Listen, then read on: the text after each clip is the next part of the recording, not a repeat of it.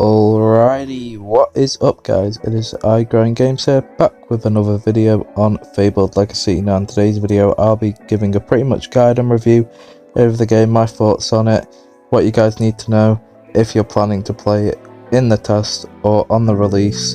So things from the spells, which class you could go for, what game passes there are, the actual dungeon gameplay, and so much more. So if you are interested, please like and subscribe, as it does help a lot and we are pushing for 1000 subscribers. And yeah, just comment any other ideas that you have, but without further ado we will get straight into the video.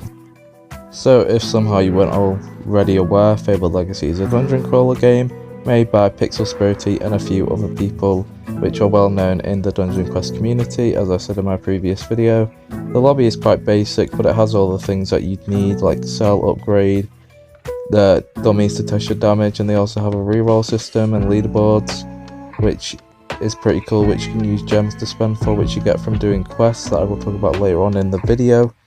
But yeah, for the test, it's actually pretty good. The dungeon, there is only one out right now, but there is 2 planned for release.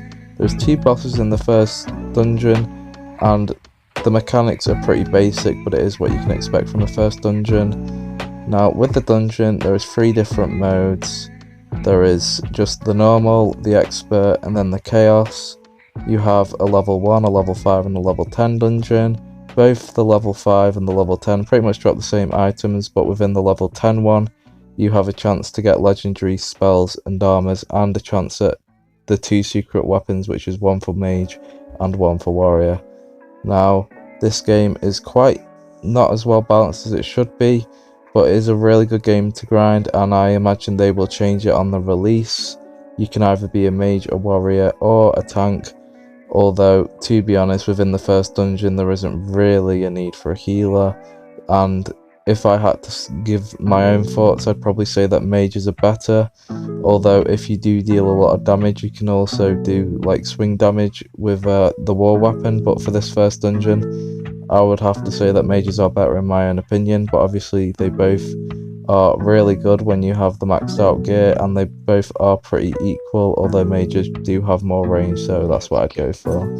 Although this is all subject to change on release, because obviously they could add new spells or like tweak them and buff them or nerf them, so you know, we can't be too sure, but that's just what I know from now. And yeah, the dungeon, it has like a different cool like look about it. As you can see in the chaos in the background, it's going a bit darker, which is pretty cool because not many dungeon games do that, and for a first dungeon, unlike games like Dungeon Quest and Treasure Quest, this is a pretty clean first dungeon for the game to have.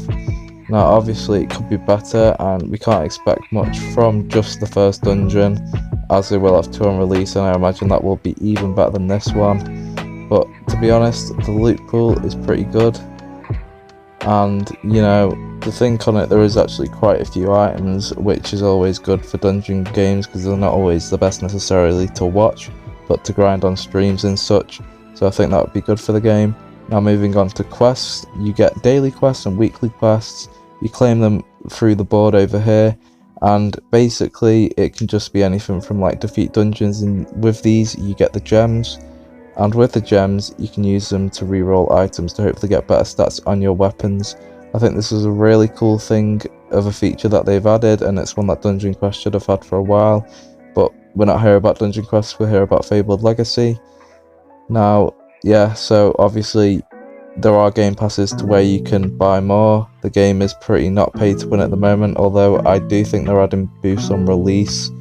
So if you're a free to play player and you like grinding and going for the leaderboards, I'm not quite sure this is the game for you, although I do still recommend checking it out because it is still a really good game. Now obviously there isn't much that you can actually see within a test because we've only had limited ability of the game and what features there are, but at the moment it is very playable. There is little bugs, which is good because they are hoping for a full release within a month's time.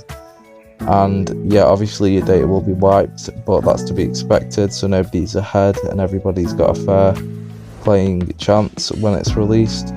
But yeah, if you're any fan of dungeon quest or just any other dungeon crawlers with or without Roblox, I would definitely recommend this game with your friends, either solo or with groups. Obviously with groups it's easier, but it is still easily soloable, and whether you're skilled or not at these games, it should be right for you, but obviously it's up to you guys. But that's all I have to say. Thanks for watching, and yeah, peace out.